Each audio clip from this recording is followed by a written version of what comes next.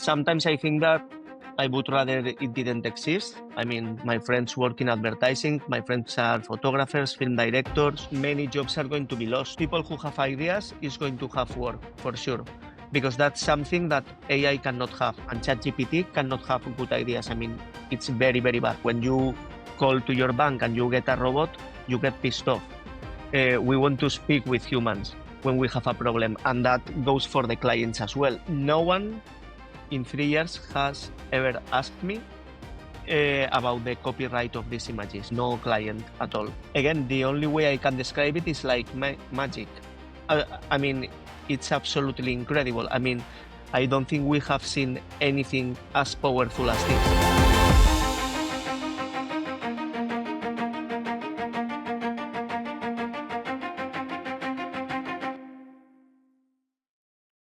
Today, I'm so honored to speak with Hugo Barbera. He's an award-winning AI creative consultant, an art director, and a co-founder of Human, but with an AI instead of an A in it. With 16 years of experience straddling advertising and high-end fashion, he's worked with every brand you can think of, from Nike to Vogue, Coca-Cola to Volkswagen. He's the creative brains behind over 30 commercial AI projects, including the very notable 2022 Vogue Portugal AI editorial, which you have to check out, and the first ever AI fashion film to win a major award.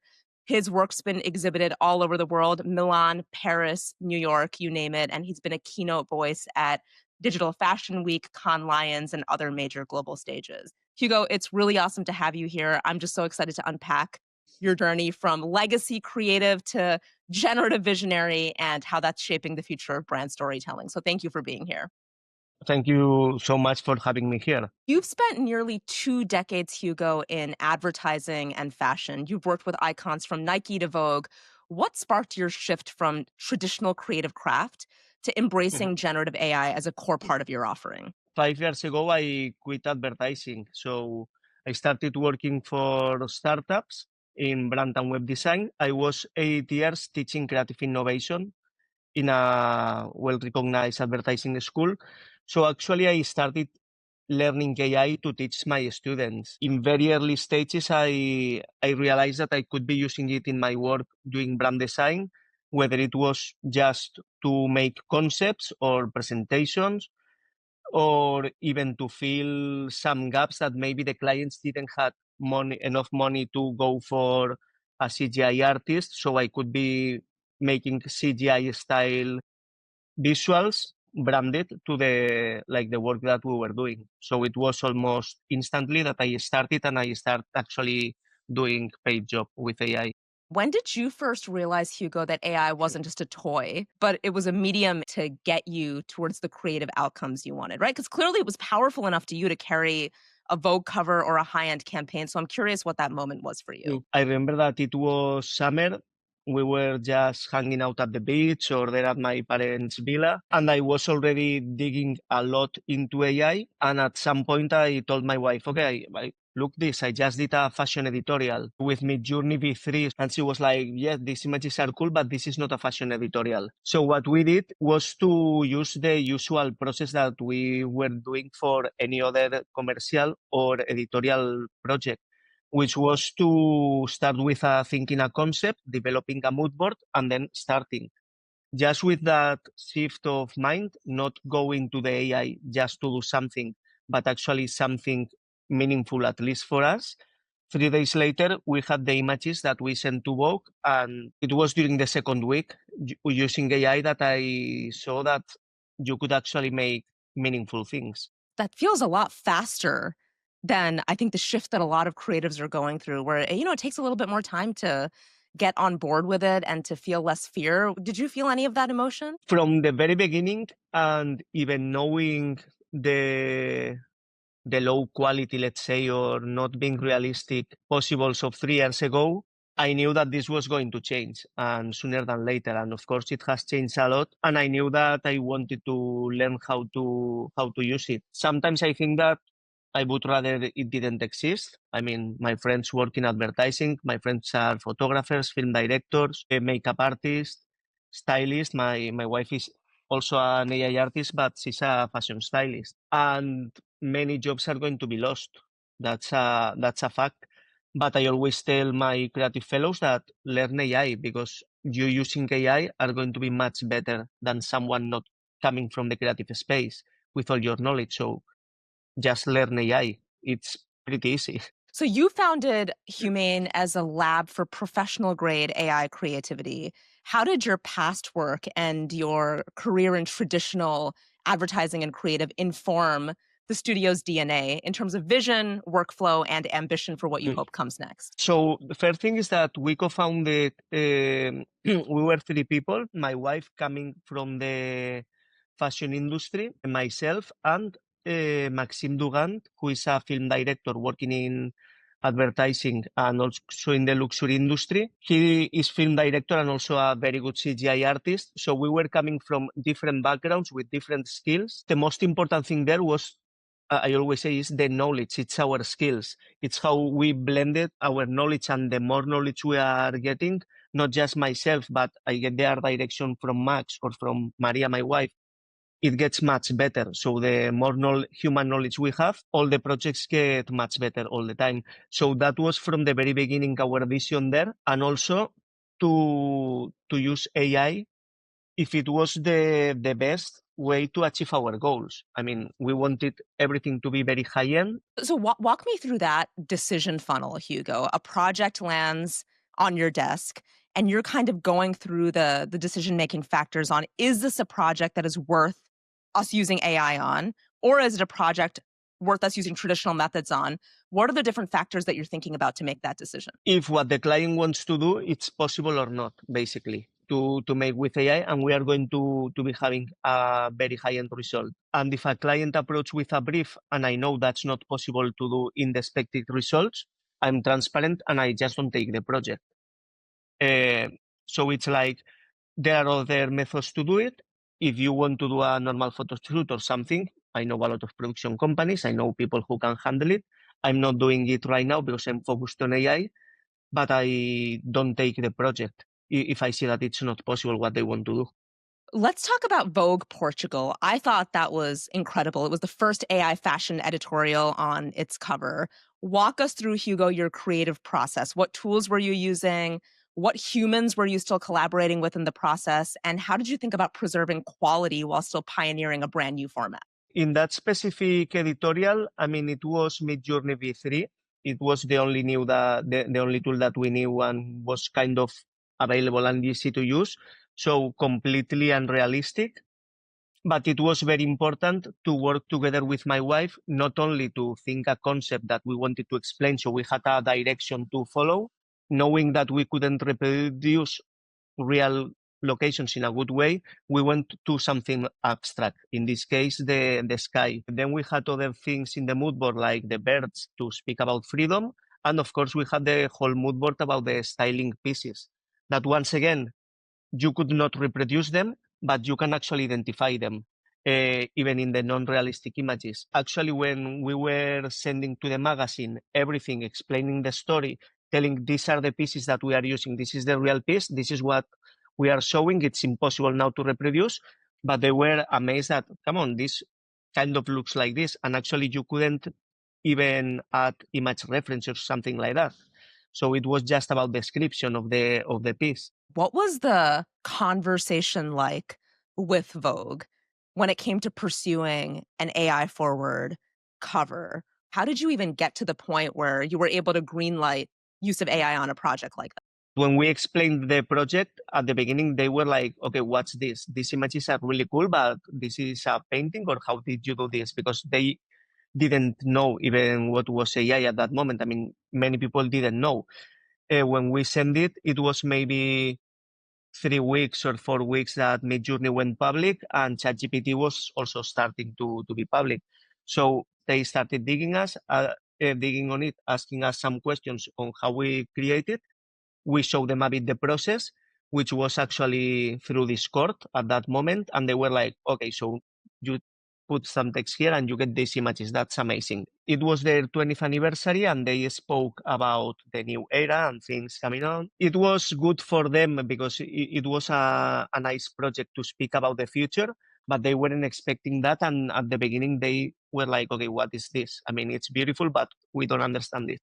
I feel like that is huge in and of itself. You and your wife, perhaps single-handedly, pushed a more traditional institution into the future with really pioneering in that way. So that's very exciting because what does that do? That opens the floodgates up for so many other people to be experimenting with the technology, openness towards talking about it with a little bit more excitement versus hesitation. So props to you.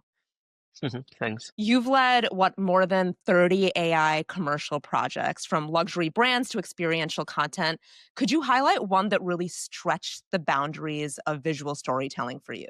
There was one for Hugo Boss that it was like, okay, we have this commercial with Chris Hemsworth that everyone knows, so try to replicate it, not frame by frame. We don't want to see his face because just to understand that it's him, you can do whatever you want, but there are some things which are extremely important. First is that, of course, the bottle, the product has to be perfect. And then all the ingredients that we display in the commercial needs to be exactly as they are. The kind of sticks, the kind of flowers, everything, the amber, everything needed to be perfect. And that was done like 9 months ago. So we didn't have the tools that we are having now to make it perfect. But still, we show that project and people think that we just did it now. So actually it was possible 1 year ago to be nearly perfect in terms of realism. And that project opened us a lot of doors to work with other brands and to get a lot of projects, because everyone who has been shooting something like that knows that there were some kind of shots that's very hard to get in real life. That's very expensive. And you can be 2 hours to do it. And once we had the image, it was 5 minutes. So the biggest part here was actually to work perfectly all the still images that we were going to animate. That's where we spent most of the time. If I were to put myself in the shoes of a client, Hugo, what is the sell on my end towards embracing AI technology? Is it, to your point, that, hey, I'm able to achieve creative outcomes that otherwise would have been very challenging using traditional methods? Is it, hey, the time is here, we're in a new era, it's now or never, we've got to do it? What are you finding is working best when it comes to selling to clients? Yeah, so there is one thing, obviously, which is the cost for the clients to approach that are approaching us, that they want to make things cheaper. Obviously, it's going to be cheaper. I mean, we can easily lower the price by between 60 and 80% and still making a lot of money. But then there are the creative possibilities, which sometimes directly it's now we have a creative possibility that the other way to do this would have been with AI for a price that it would be literally impossible for that brand to pay, or that they were not going to pay 200,000 for a 15-second video, for example, and now you can do it, not for that price, obviously. So it gives a lot of more of creative freedom. And then there is one last step that we are seeing more and more, and we've been talking about it, which is how the creative process is changing. Because before, let's say in the old model, still the current model, you had to prepare and to know exactly what you were going to shoot, because what you don't shoot, you don't have it, you cannot work like that. If you work the piece and then the edit is not working, you don't have any extra materials to work with. Now it's possible. Now we are doing almost live creative direction sometimes with the agencies, because if something is not working, very easily we can add new shots, for example, and Yeah. that's amazing. We know exactly what we want to communicate. We know the starting and the ending point, but in between we can change things, we can add things, we can change the story, and that's amazing, because that creatively give us a freedom to us, to the brands, to the agencies, that it's amazing and we enjoy it a lot. Hugo, how do you define the pro grade standard in AI? You've recently said, I think on LinkedIn, AI can do everything. Sure, if you live in a demo reel. Break that down for me. First of all, if you are working in advertising, you can be working for a service like healthcare, for example, so probably you can do anything you want right now perfectly. But if there is a product, whether it's a shampoo bottle or whether it's a car, the product needs to be absolutely perfect. If it's not perfect, that no one is going to buy you that. I mean, what we see on TikTok every day, like in 5 minutes you have the commercial, that's just a lie, because if you see these products, they are completely wrong, with the letters all broken, wrong proportions. I mean, all that needs to be done perfectly. There are ways to do it.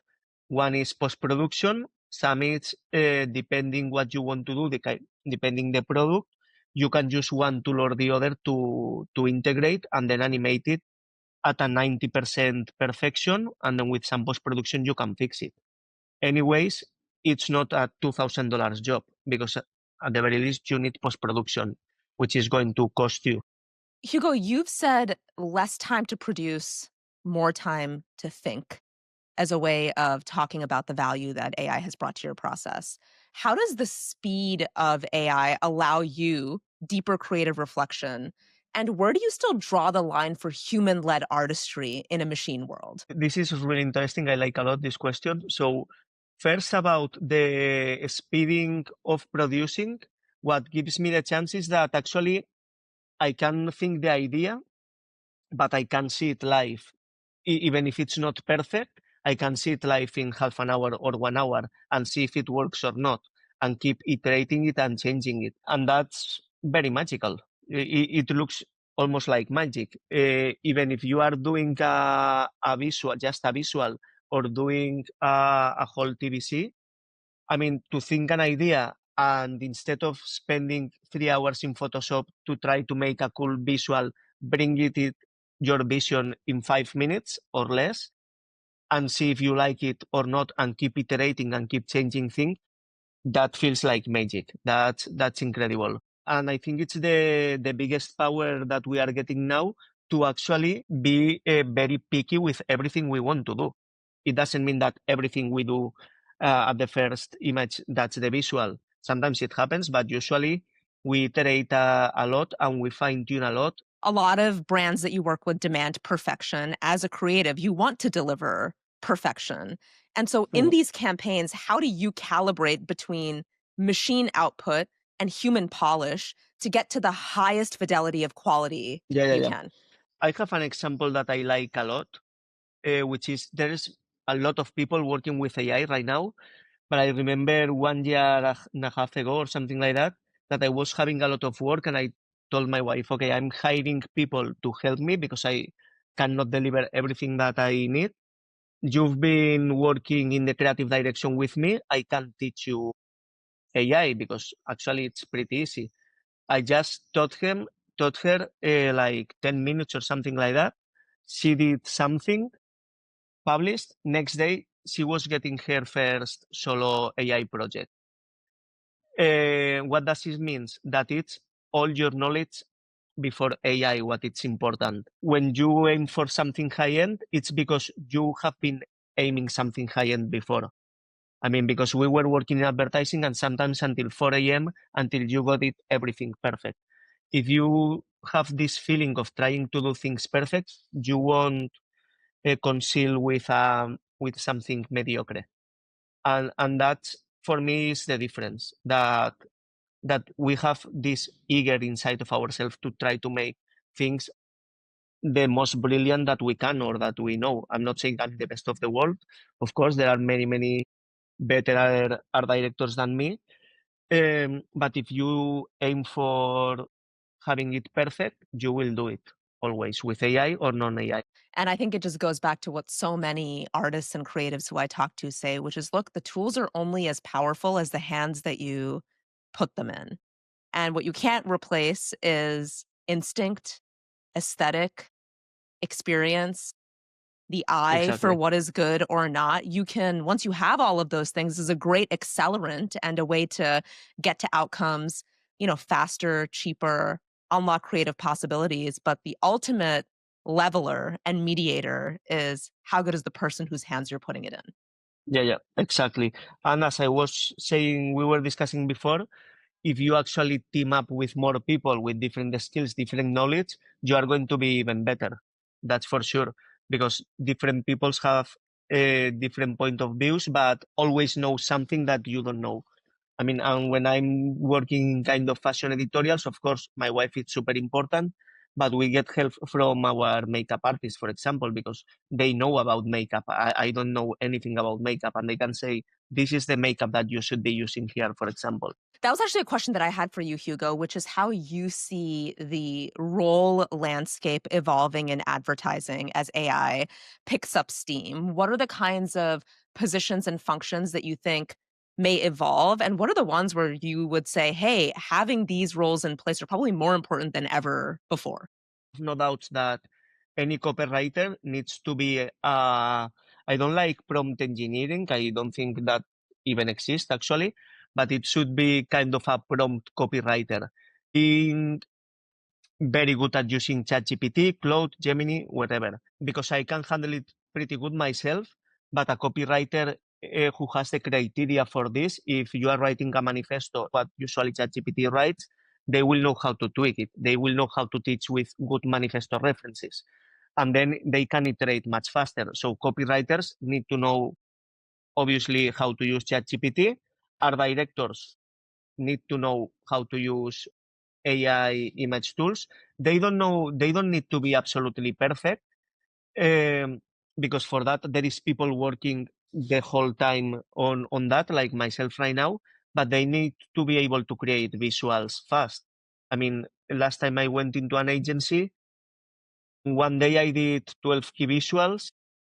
My wife, who is not an art director or doesn't know how to use Photoshop, another 12 visuals, and the directors took 2 weeks to make 2 key visuals. That cannot happen right now. I mean, they don't need to be the best with AI tools, but they need to be quite proficient. And obviously, the creative directors, they don't need even to be technical at all, but they need to know the possibilities of the AI at every step, because this way they can approve ideas, they can think of ideas together with the creative team. That's absolutely imprescindible. They need to know, because most of the time I get approached by things that they don't know if it's possible, if not, or with ideas that are completely off of what AI can handle, and they already sold the client that they will do it with AI, and then they have a problem. So at least they need to know. But everything related to the human connections, the account managers, they are going to be super important, because that's something that we don't want to lose. I mean, when you call to your bank and you get a robot, you get pissed off. We want to speak with humans when we have a problem, and that goes for the clients as well. They want to speak with a human, not with a chatbot. Hugo, you were saying that part of how you learned as quickly as you did and became quite equipped to deploy all of these technologies is that you needed to teach. And so you needed to learn in order to teach. When you look at the broader landscape of advertising education, what's your assessment?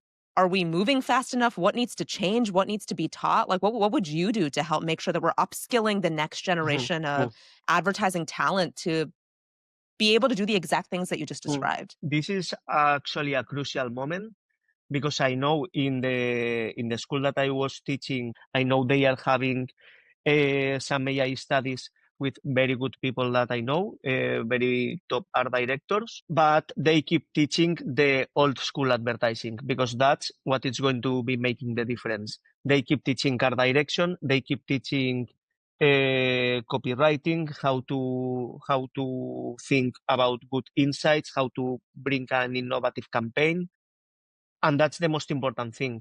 And if students at some point, people who wants to dig into something and goes directly to AI, they are going to fail for Now, sure. you have been teaching master classes at a more industry ecosystem level. What do you think needs to happen in the next year to 2 years to make sure that we're upskilling this generation appropriately? First of all, that the tech gets finally to the level that we all want, which is that it's easier to use for everyone. At that point, it won't be a novelty, and we will get back to the core of our business, which is creativity. I mean, and AI will be just a tool that we use in our work, like we were using Photoshop or we were using expensive video cameras to shoot. Until we get to this point, everything is kind of an experiment for most brands and most agencies. Some of them are digging more into it, but to Cannes came some people from very big agencies and they were like shocked about what I was showing. And it was like, yeah, this is not actually very hard to do. Your AI editorial cover in fashion film sparked a range of different reactions, acclaim, some discomfort. How did you navigate the ethical landscape and public perception of you making this pivot? So at that time, actually, I didn't know much about how AI worked, to be honest. There was people against it and saying, this is bullshit, blah, blah. And I was like, okay, this is just 3 to 5 words. And I was like, this is not 3 to 5 words. This is all my experience, all my wife experience, and the team that built this AI. So actually, it's not that easy. No, not anyone can do it with 3 to 5 words, and the prompts obviously were much more complicated than that. But once again, I was trying to explain, not to argue with anything, but that actually there was a lot of knowledge there. Ethics are a difficult word, or is a difficult word to mix with AI, because everything was trained illegally. So I don't think we should be using AI ethics ever. It's a powerful statement. It's something I think about all the time, which is you have these really technical concepts and knowledge about how generative systems work that live in sort of the ivory towers of big tech with the people who are building the systems. And then you have creatives who are just trying their best to adapt. And there's so much we need to do to bridge that gap. What is your data trained on? Who owns your work when you're writing copy with ChatGPT?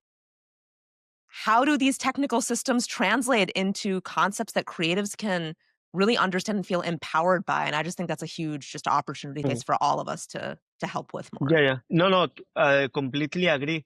But then sometimes I don't know if it's because of the moment we are living that there is a lot of uncertainty on how it works and the legal aspects and everything. But no one in 3 years has ever asked me about the copyright of these images. No client at all. No client asked me about where I was hosting or how things were trained. Anyone. I just got once a request of a client after we started the project saying that we needed to do a generic car because they are built tech for cars. So they told us, do not use any car name, any model name, do not use any picture of reference. And we want to have the whole prompts and everything you have used to build it. And I was like, okay, then which tools can we use? You can use basically everything out there. I was like, okay, so I cannot use a picture of reference, but I can use 5 billions of pictures that were used to train the AI. So that was a bit stupid. Of course, I didn't say that. I kept it to myself. I was like, I don't actually, I mean, I can do perfectly the work without any picture reference because I just describe the kind of car that I want and I'm going to get something. But then, even with that, the AI tended to do the most famous car of this type. So then there was a lot of painting to change parts. So it wasn't any car at all. Yeah, that makes complete sense. It's fascinating. Hugo, you've exhibited your AI work in Milan, Paris, and New York. What happens when generative work steps outside of the ad campaign and steps into a gallery or a cultural physical space? How does the meaning shift when it's framed as art, not just ad output? Hmm. Well, so the first two was during the AI Fashion Week, both in Milan and New York. So everything else there was AI also, and people who was going there knew that they were going to be seeing AI. And at this moment, you just see it like, okay, it's just another digital art, just made it in a different way. But last time that we got exhibit in Paris, it was during an event for the Automobile Club de France, which is one of the oldest, if not the oldest, private clubs in Europe. They were hosting an event about innovation, obviously things related to the automotive industry. And at the beginning, people didn't understand even what that was. I mean, they thought it was a weird video, but didn't knew that was AI. And the reaction was pretty awesome for most of them. I mean, many were coming to just to ask, and they were completely out of the AI space and out of the advertising space. So they were just people with their businesses who are members of the club and got interested because they were seeing beautiful images. I talk to a lot of filmmakers and people who work in production, Hugo, and they liken generative AI today to not being all that different from the Jurassic Park moment. Everybody has a different way of describing kind of how momentous the shift is to their particular function and tradition. How would you describe what this shift is in the advertising world? I think there are two visions here, and one is the bad part that probably didn't came with all these other big changes that the whole industry experiment, that it was that obviously a lot of jobs are going to be lost. So people is fearing that, and people is against it for that. Also, how it was trained. But from the creative perspective, again, the only way I can describe it is like magic. I mean, it's absolutely incredible. I mean, I don't think we have seen anything as powerful as this. Last year, I was hosting the masterclass at Cannes also specifically for images, and I was doing a whole photo shoot of 6 photos or something like that for a car, for an Audi, in 7 minutes. And it was because I wanted to do it in 7 minutes, and I was using the last minute, so the minute 8, to completely change the photo shoot from the snow to the beach or to the desert. I don't remember. Just one of these visuals used to take me 2 or 3 days to produce when I was working at the agencies. Now in 8 minutes, I could do actually not 6, but 12. That feels like magic. I mean, that's the only word I can think of. And the reason you're able to do that in those 7 or 8 minutes is because you're Hugo Barbera, right? It's because of the years and years and years of experience that you bring to the table, and so you understand how to harness it towards output, Yeah, right? yeah. Because I think there is this misconception that anyone can pick up the technology and create a world-class campaign in 5 minutes, and I don't think Mhm. that's true. No, I'm absolutely sure that's not true. And actually, those images, then if we wanted to use them as final images, they needed a lot of post-production, as if I'm working on a visual and then we need to retouch, or we do the photo shoot and then it needs a lot of post-production. But anyone having the knowledge, I have, of course, a lot of friends who have worked into the automotive industry, and they are very good also doing cars with AI because they have all the automotive industry knowledge.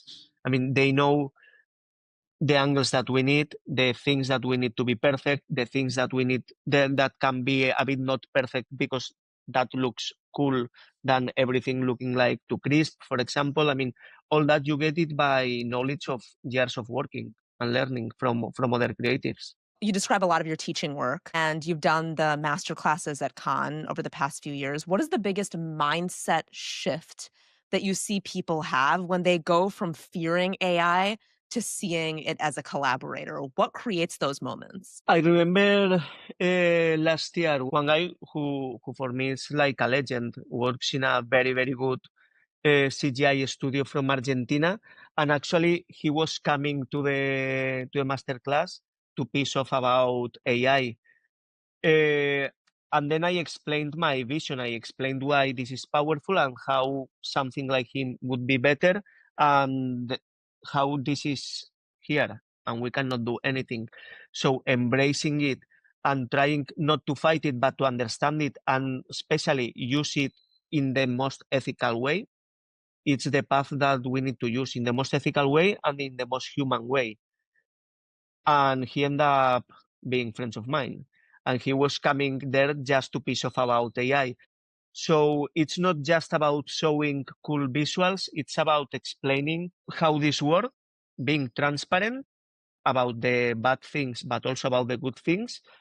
And trying, I don't like to be educating people who don't ask, but saying the path can be good. I mean, let's not rip off intellectual property from other people. Let's try to bring our ideas to life. Let's try to build something new. Let's try to do things differently and in the most human approach we can do. Getting weirder is cheaper.